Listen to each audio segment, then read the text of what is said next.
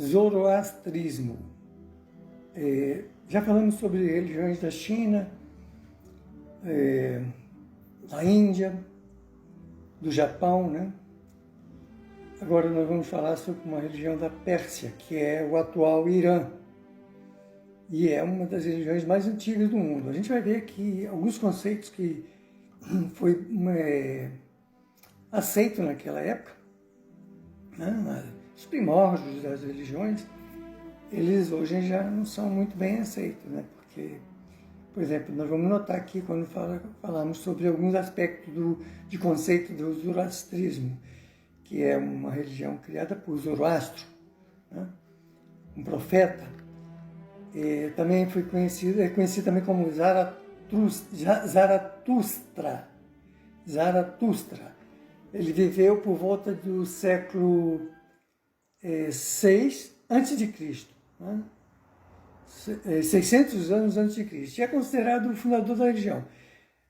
Ele propôs uma visão nova do mundo, baseado em um dualismo entre o bem e o mal, representados pela divindade Ahura Mazda, se escreve Ahura, depois Mazda, Mazda, que é a divindade suprema e criadora de todas as coisas boas, e Ahriman, que se escreve Ahriman, seria o princípio destrutivo. Aí entra em desacordo com algumas religiões, porque só tem, para a maioria das religiões, principalmente as cristãs, só tem um poder no universo, que é o poder de Deus, né? Se tivesse outro poder, seria um poder igual ao de Deus, ou semelhante ou superior. Então, isso não há como conceber isso nas ideias modernas de religião, né? Existe, sim, o conceito do mal, que é toda criatura que pratica o mal, ela está a serviço de entidades do mal. E nós já estudamos aqui que o espírito pode evoluir muito e depois falir, porque nós temos a lei do livre-arbítrio, né?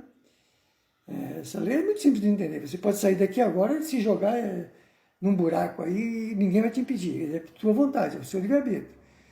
Isso Deus não vai lhe impedir. Não vai. Agora você arca com as consequências. Bom, então seus fundamentos giram em torno desse dualismo, né? O bem e o mal. E a crença em um mundo espiritual, que já é uma coisa mais avançada. O dualismo, né, a base da cosmologia zoroastrista, né, é a crença em dois espíritos primordiais opostos. Como já falamos, o Ahura Mazda, que seria o Deus Supremo da sabedoria, criador de tudo que é bom e puro. Ele representa a luz, a verdade e a ordem. E o Angra, Mainyu, ou também eles chamam de Ahriman, de palavras de origem árabe, para a gente fica difícil pronunciar corretamente. O espírito das trevas, que significa o mal absoluto, ele é a fonte de toda a corrupção e desordem do mundo. Até aí, tudo bem, mas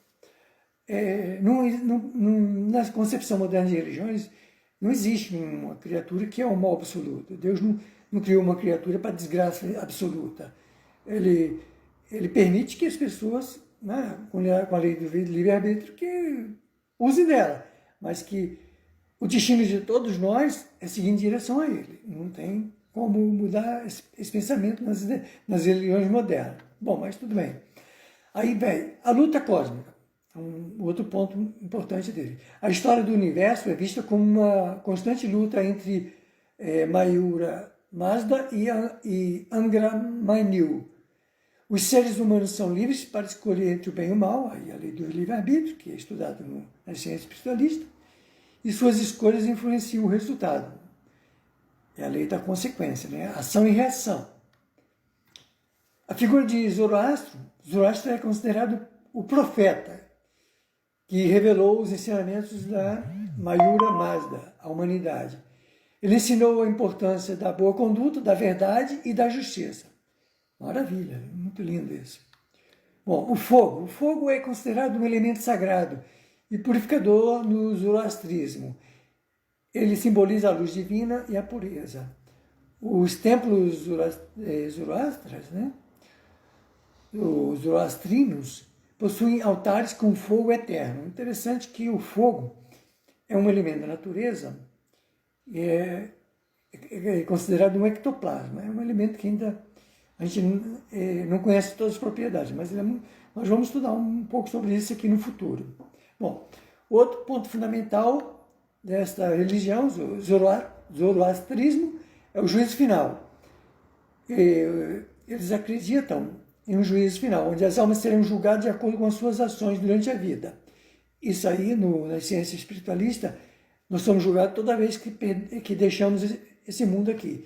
Que, no caso, o corpo morre, essa personalidade vai ficar assim na história da vida do espírito, porque em outra reencarnação a gente vai ter outra personalidade. Então, o julgamento é nesse momento.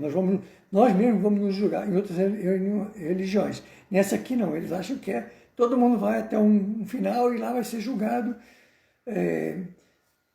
pelo que dá a entender, todo mundo vai ser julgado de uma só vez, num tempo aí, que não se sabe bem onde é. Então as almas boas irão para o paraíso, enquanto as almas más serão punidas. Tudo bem, a punição na ciência espiritualista é a gente reencarnar para corrigir os erros. Aí cada um vai reencarnar de acordo com as circunstâncias do mal que produziu. Se produziu, por exemplo, matou, vai ser morto da mesma forma. Estuprou, vai ser estuprado. Fez com que alguém se perdesse, fosse desencaminhado, vai sofrer as mesmas consequências. É a lei do retorno.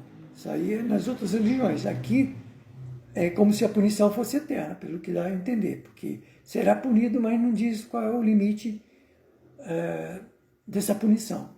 O outro fato interessante é a ressurreição. Os zoroastristas, né, acreditam na ressurreição dos mortos no final dos tempos. Quer dizer, isso também os evangélicos acreditam. Né? Na ciência espiritualista já é diferente. Toda vez que a gente passa uma etapa e a gente desencarna, a gente nós mesmos, né, vamos ser julgados por nós mesmos, porque nós temos dentro de nós, na ciência espiritualista, todas as leis de Deus estão dentro de nós, Deus não fica julgando um por um, batendo martelo, isso é uma coisa da mente humana aqui da Terra. Então, e depois, nós mesmos escolhemos nosso caminho. Quando o espírito é muito atrasado ainda, está lá ainda primitivo, os espíritos prepósitos fazem essa parte. Mas depois que já tem algum entendimento, a gente vê que quando está no mundo espiritual, a gente perde essa noção de mundo material todinho aqui. Nada disso aqui importa mais. Não tem valor nenhum. Então a gente começa a ver onde foi que nós erramos e onde é que a gente tem que corrigir. E aí vai ser planejado uma nova reencarnação para corrigir aqueles erros. Bom, outro ponto fundamental, a importância da natureza. A natureza é vista como uma criação do Mayura Mazda, né? O bom, né? O Deus Criador, e deve ser respeitada. Os zoroastristas praticam o vegetarianismo e evitam a poluição, aí também é uma forma genérica, né? Outros aspectos importantes do zoroastrismo é as agatas, ou as gatas, G-A-T-H-A-S, são os hinos, né?